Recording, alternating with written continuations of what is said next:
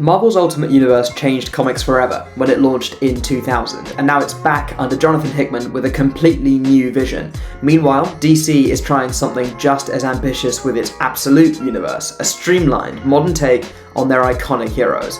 We've got two universes, two philosophies, but only one of them can truly redefine what superhero comics mean today.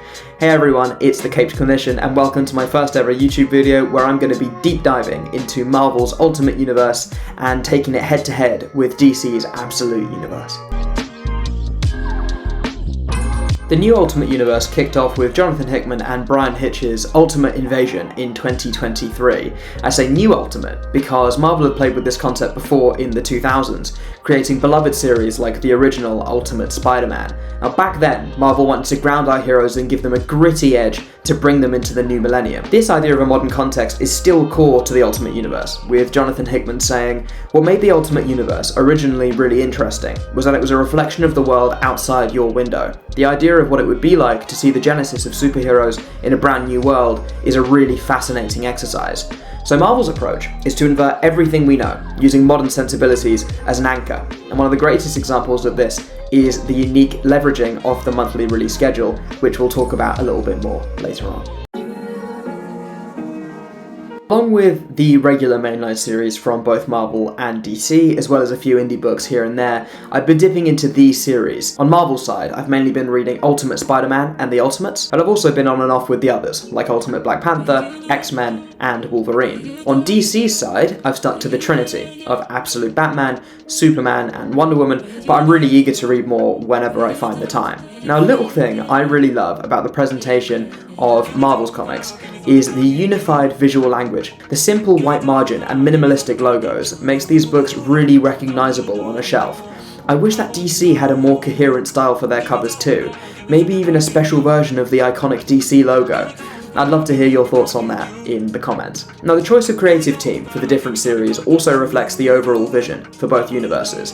And Marvel have gone with unfamiliar creators for these characters, like Hickman on Spider-Man. An interesting pick, because Hickman is most used to big, world-altering stories, like Secret Wars, and not so much for the soap opera feel that defines a good Spidey comic. But DC, on the other hand, have chosen writers who have backgrounds that really suit their new tasks. Scott Snyder is back on Batman, and Jason Aaron has jumped off a really famous run on Thor to tackle another godlike hero in Absolute Superman. It's time for a hot take. Marvel's Ultimate Universe has failed.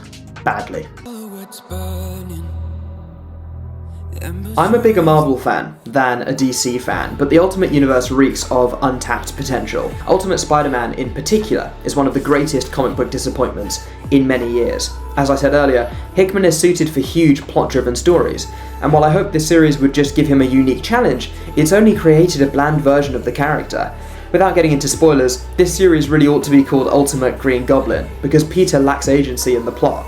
On top of that, this version of Peter lacks a sense of purpose, direction, and motivation. The promise of Spider-Man married with kids adorns the cover of the first trade paperback, but that's all this really is. Marriage for the sake of marriage, instead of really getting into the heads of these characters and how Peter's hero lifestyle could be a stress or a strength. Peter's kids are virtually set dressing too. I wish we could have issues solely dedicated to their lives, but the monthly format is crippling. Time for hot take number 2. Skipping a month between every issue is what killed the Ultimate Universe. So if you don't know, every issue in the Ultimate Universe is set in the month of release. So the issue that came out in August 2025 actually takes place in-universe in August 2025. And it's a cool gimmick, but it's kneecapped any opportunity for character growth or even just a little quiet moment. Every issue has to have some grand plot reveal to keep us racing towards Ultimate Endgame, but with no deep character work to keep us grounded, the whole thing unravels and falls flat. And it's not just limited to Ultimate Spider-Man.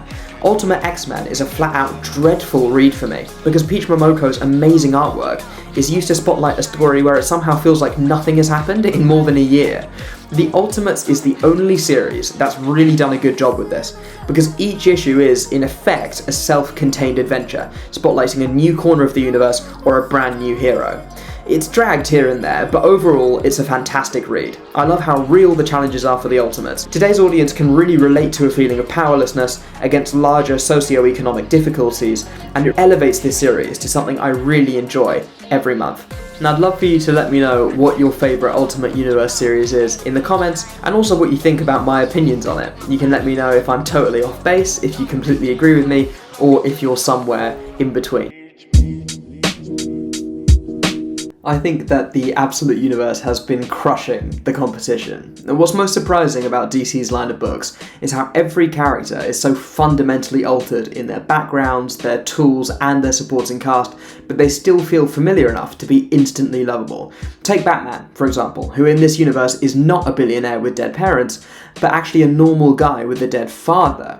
Growing up with young versions of iconic foes like the Penguin and Catwoman, Bruce spent years working different jobs to learn Gotham inside out in order to prepare for his transformation into Batman. Now, Absolute Wonder Woman is actually a particular highlight for me as well. In this story, Diana grew up in hell and cultivated a kind heart in very different circumstances. Using an undead horse as her steed, Diana protects Gateway City from ancient and mystical threats as Absolute Wonder Woman. And DC have done such an incredible job with these series, and they're massively benefited from a more traditional release format. The Absolute books aren't using the Ultimate Universe's time skip, and they're not currently building towards any big world-shattering events either. That means that every story can breathe and carve out something fresh for us every month. But I've got a third and final hot take for you. 2026 is the year that the Ultimate Universe might fight back in a really big way.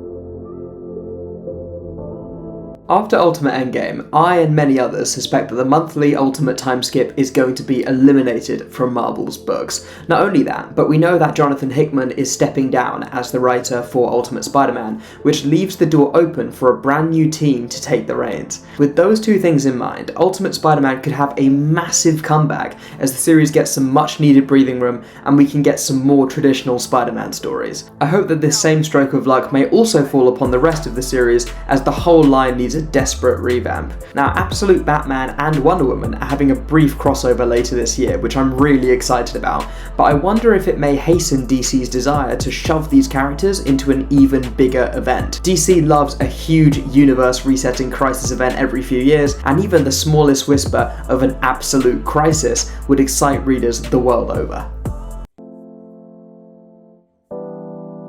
So that wraps up the video. I hope you enjoyed it. If you did, leave a like, and please do feel free to leave a comment about your thoughts on the video and your thoughts on these different series, whether you're a huge Marvel Ultimate Universe fan, a huge DC Absolute Universe fan, or you've been loving or even hating both of them.